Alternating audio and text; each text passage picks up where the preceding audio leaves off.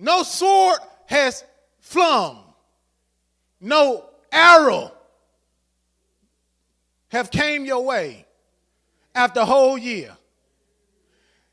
And after a whole year, at the time when the kings go forth to battle again,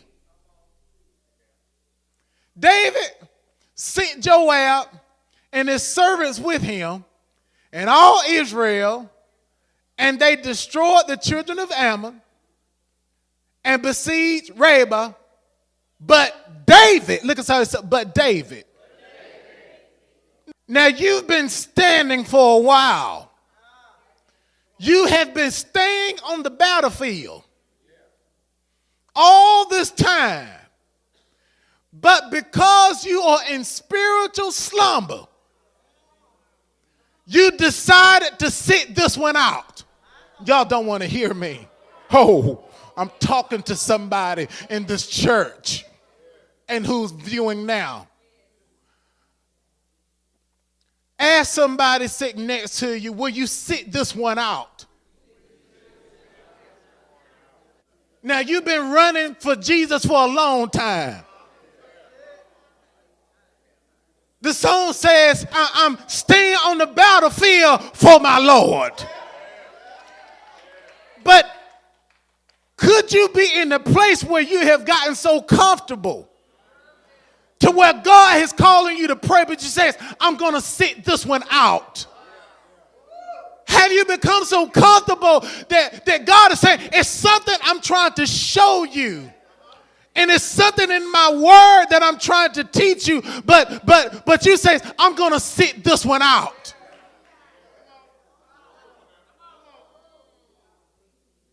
Is there something that God is calling you to do, but because you have become complacent,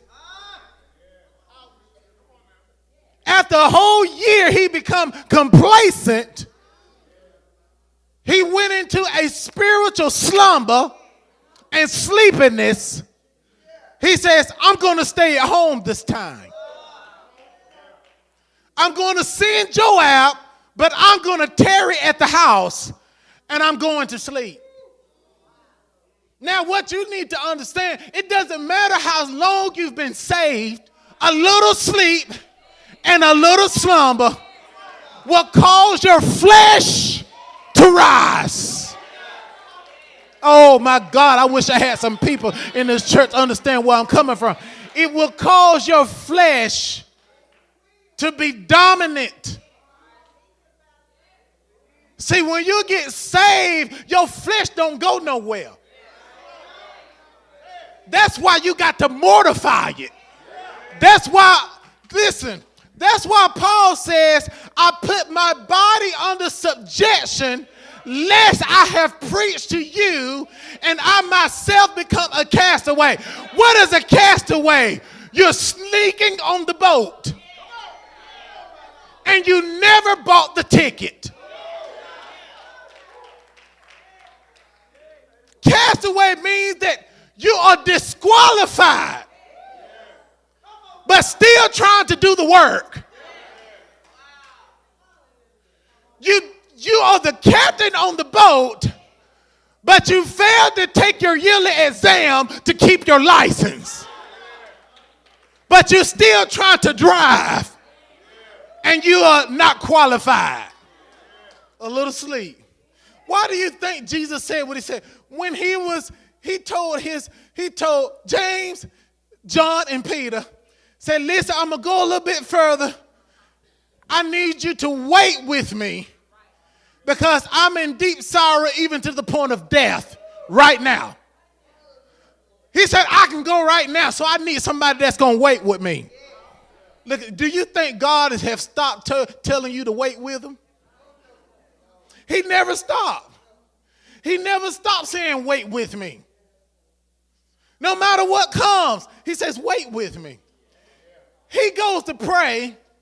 He goes back to them and says, why are you sleeping? You're sleeping? You could not wait with me for at least 1 hour. Then guess what he says, church? Then guess what he says? He says, watch and pray so that you do not enter into temptation.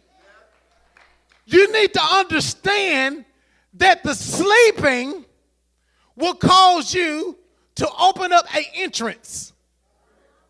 The sleepiness will open up an entrance into the temptation. When you're supposed to be on the battlefield fighting for your wife, fighting for your children, fighting for your marriage, fighting for the finances in the home, fighting on the job, fighting for your family, fighting in warfare, fighting against your flesh, and fighting at Walmart, fighting on the beat, and fighting when you go to vacation, and fighting. You're sleeping. You're sleeping. This is what happens.